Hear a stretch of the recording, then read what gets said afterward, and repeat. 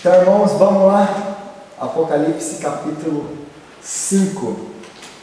Apocalipse capítulo 5. Hoje a gente vai falar sobre o cordeiro e o leão. Creio que todo mundo achou aí? Eu vou ler pra gente. Apocalipse capítulo 5.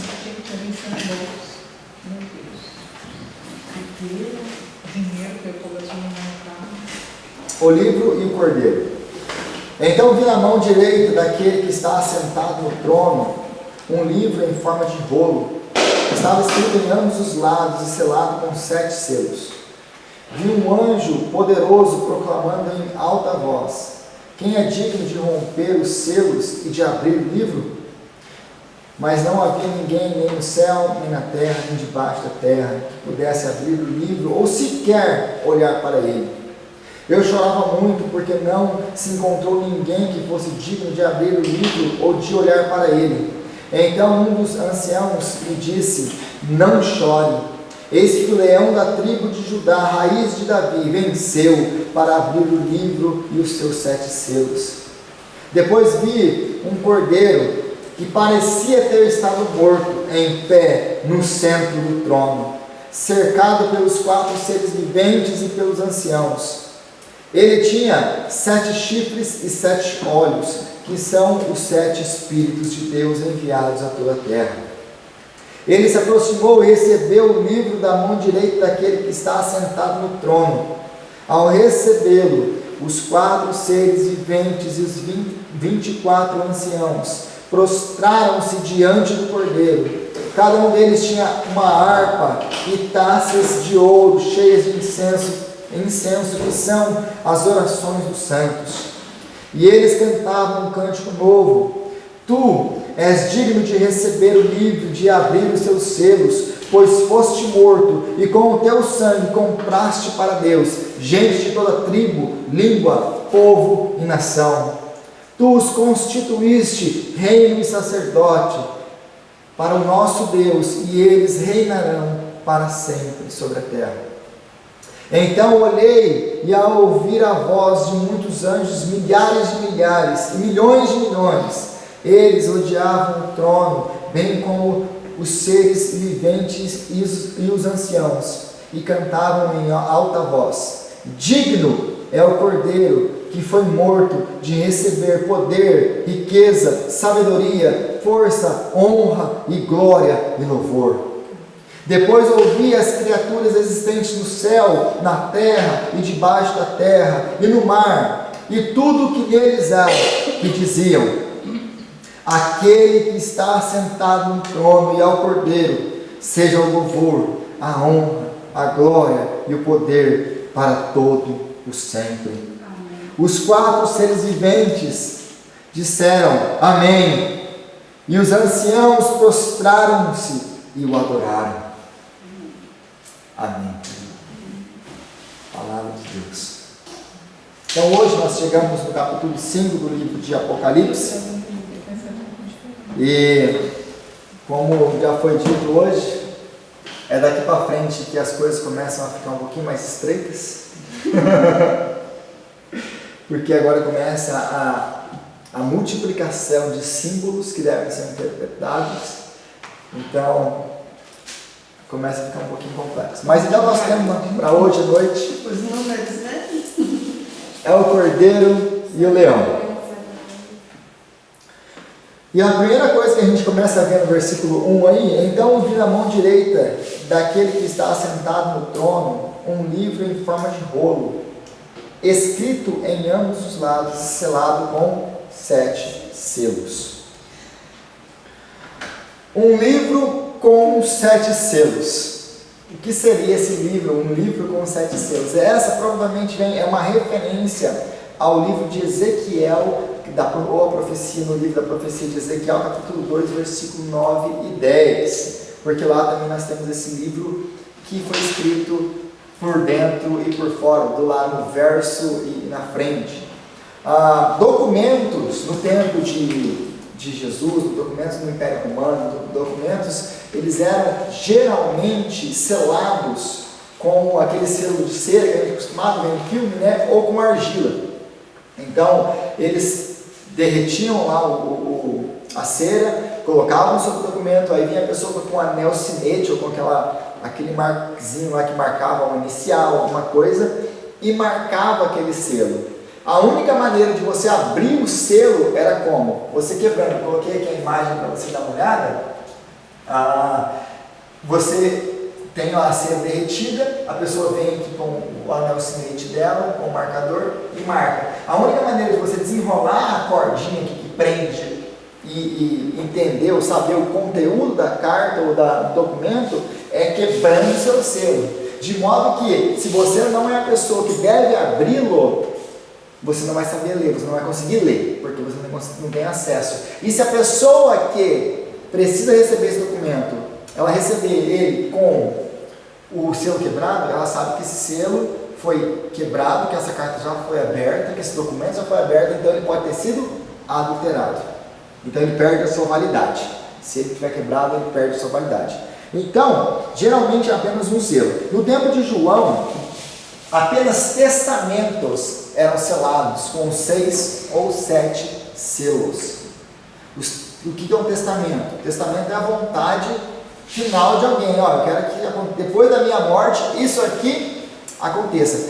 Apenas testamentos eram selados com 7 selos. O que já vai nos dando uma luz do que é esse rolo. Porque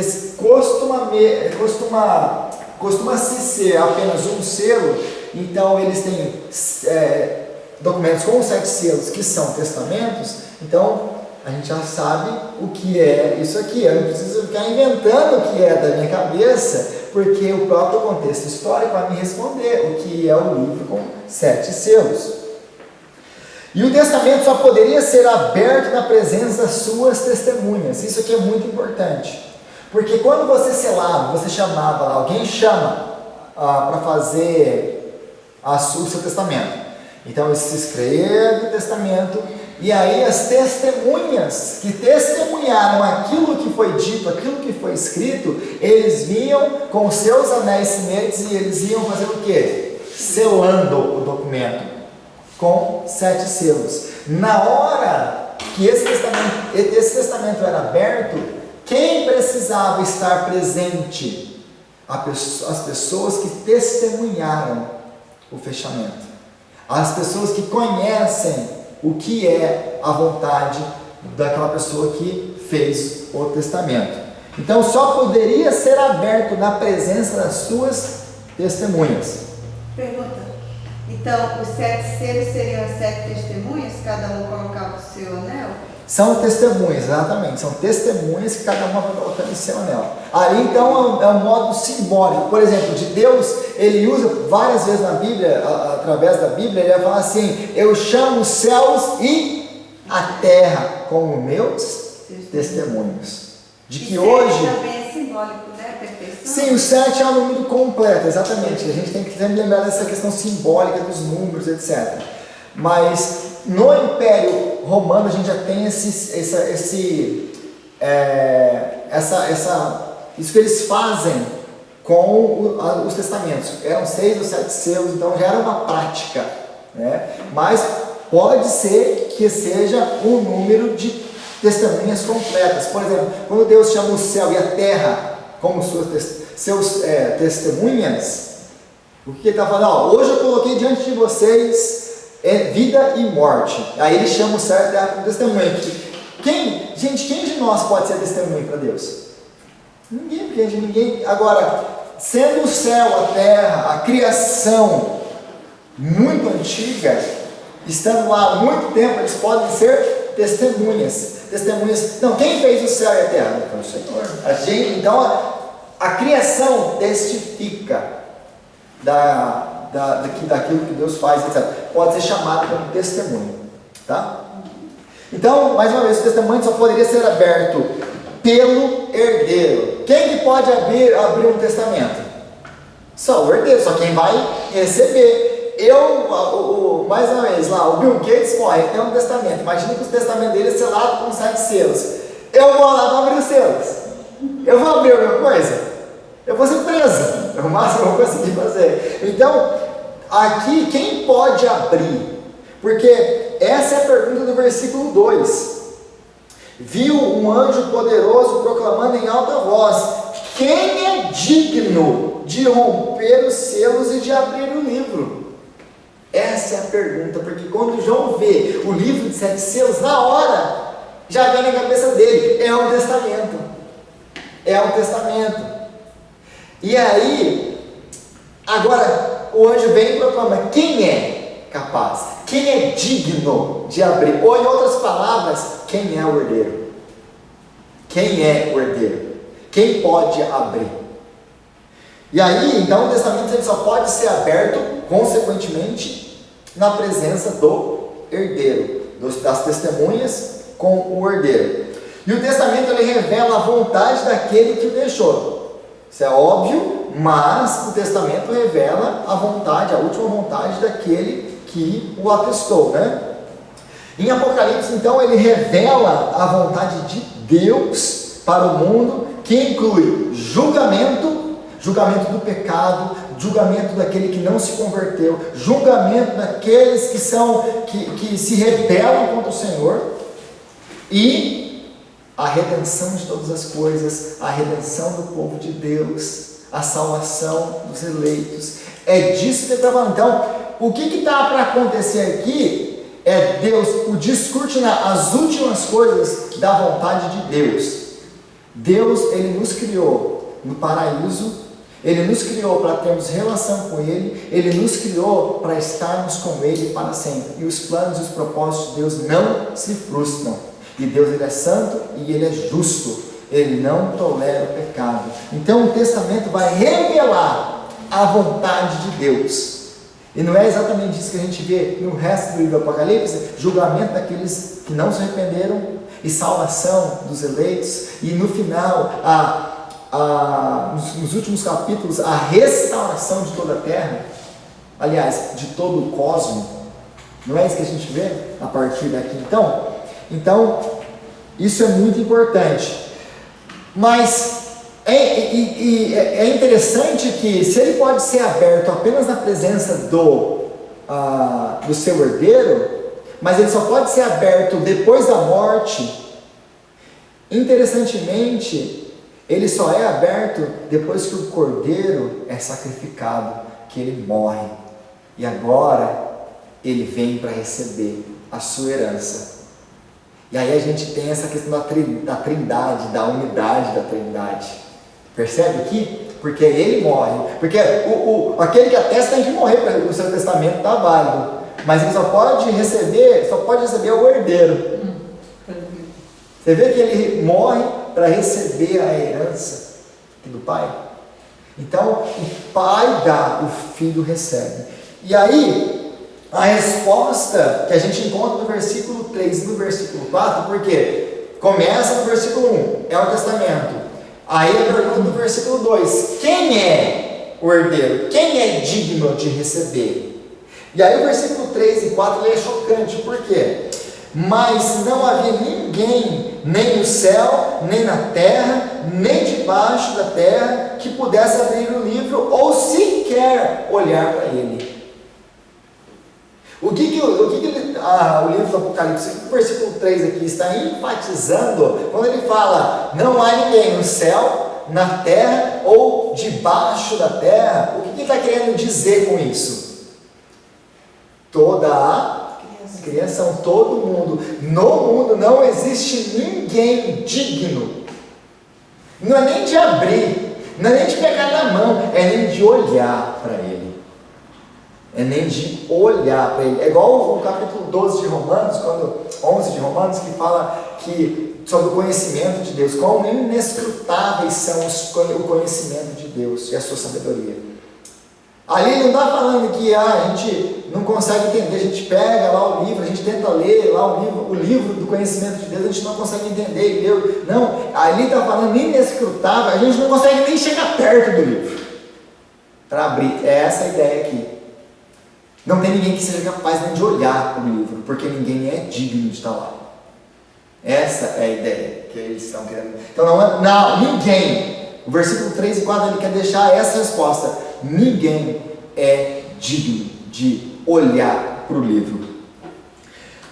E aí, o que é outra coisa que ele quer dizer, porque no versículo 4 ele fala, e eu chorava muito porque não se encontrou ninguém que fosse digno de abrir o livro ou de olhar para ele. E enfatiza aqui de novo, de olhar para ele. Eles falam duas vezes em 2 versículos, ninguém é digno de abrir ou de olhar para ele. E é interessante que, o que está acontecendo? Porque a gente sabe, eu já leu o versículo, porque os próximos versículos vão revelar quem? Jesus. E aí, o que esse texto está nos ensinando é que nada a parte de Cristo Jesus tem valor. Nada tem valor. Fora de Cristo, nada, porque Ele sustenta tudo com vida. Ele é o autor, Ele é o Criador. É por meio dele que todas as coisas foram criadas. Então, Ele não apenas criou todas as coisas, Ele não é apenas um agente da criação, Ele sustenta tudo com vida. Então, fora dele nada tem valor. Ele é o centro de tudo, Ele tem valor. Às vezes as pessoas me perguntam, como que um homem, que nós acabamos de ler aqui, como que um homem pode morrer e comprar para Deus diante de todo o povo, língua e nação? Simples, porque as pessoas, a dúvida delas é, como que um homem que morreu, que viveu há 30 anos, 33 anos, que morreu há mais de 2000 anos, pode comprar uma multidão de pessoas e livrá-las do inferno? Não é justo. Sabe por que ele pode fazer isso?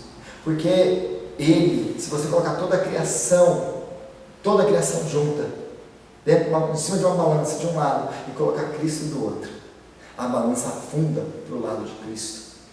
Porque Ele é mais valioso do que toda a criação colocada junta. Aliás, toda a criação colocada junta, diante de Cristo, não vale nada. Não vale nada. Ele é o Senhor.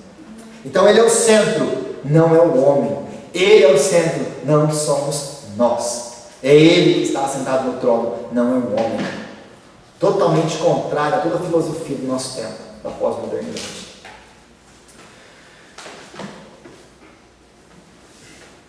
Depois vi um cordeiro, aí no versículo 6, saiu do... já sei o que aconteceu. Ele saiu do formato, porque eu fiz em outro computador e passei para ele. Então ele distorceu a fonte que eu usei. Você tem que pensar nos mínimos detalhes. Então depois vi o cordeiro, versículo 6, 5 e 6 aí na verdade. Então, versículo 5, então um dos anciãos me disse, não chore, eis que o leão da tribo de Judá, a raiz de Davi, venceu para abrir o livro e os seus selos. Deixa eu só voltar um aqui. Exatamente, estava errado ali. Então Jesus, ele não aparece no capítulo 4. Lembra do capítulo 4 que a gente estudou semana passada? Quem é o centro do capítulo 4? Quem é o centro do capítulo 4? Capítulo 4, semana passada?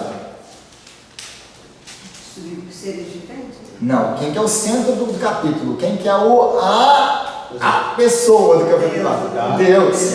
Aquele que está assentado no trono. É assim que acaba, eles adorando, eles lembram que eles acabam adorando ele, capítulo 1, versículo 11.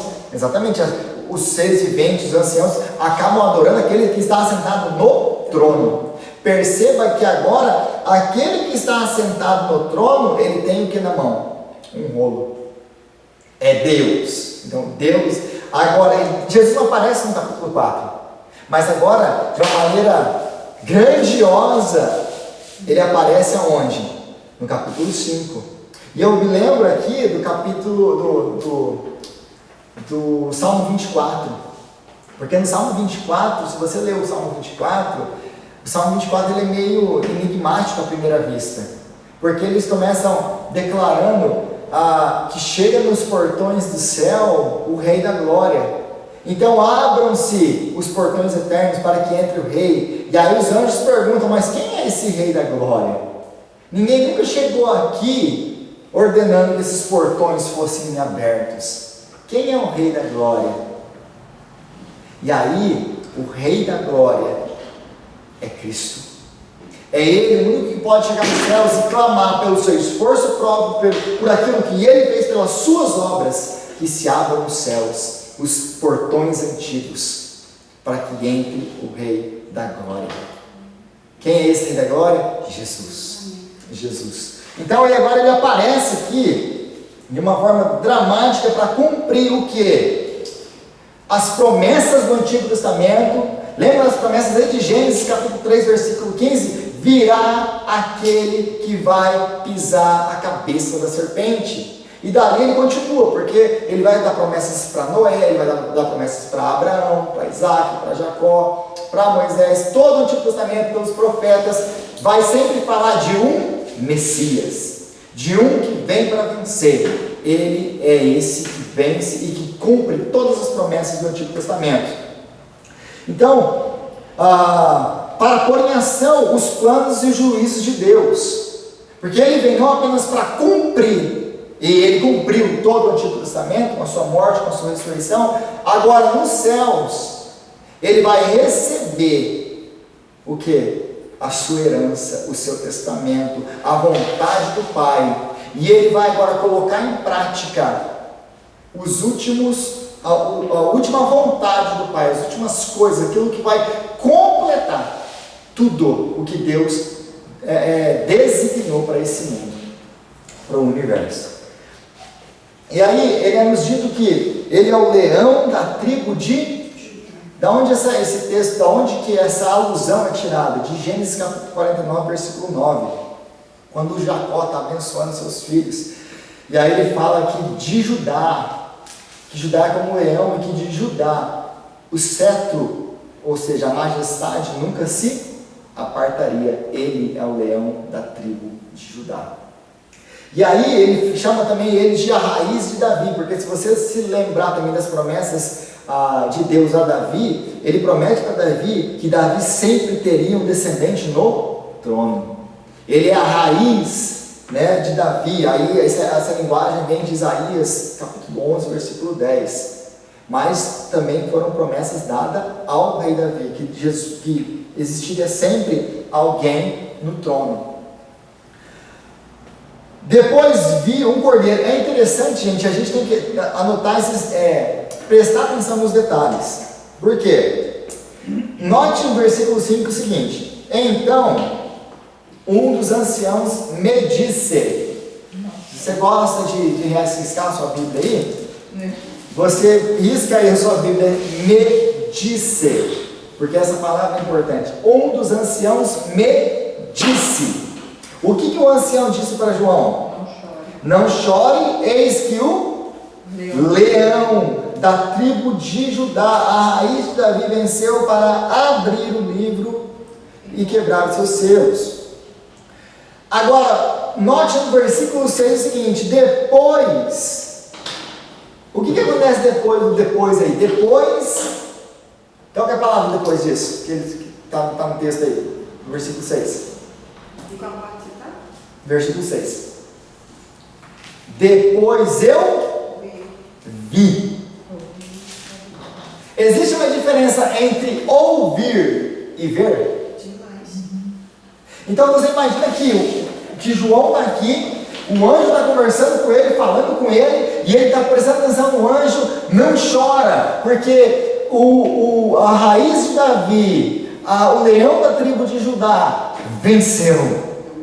E essas promessas são promessas dadas ao quem? Ao príncipe conquistador, ao Messias guerreiro, aquele que destrói os seus inimigos, aquele que vem e conquista. Essa é a mente de Israel. É um dos motivos que eles não aceitam Jesus, porque eles estão esperando o quê? Um Messias na mesma linha do rei Davi, que era um guerreiro, era um homem que conquistava na força, que matava os seus adversários.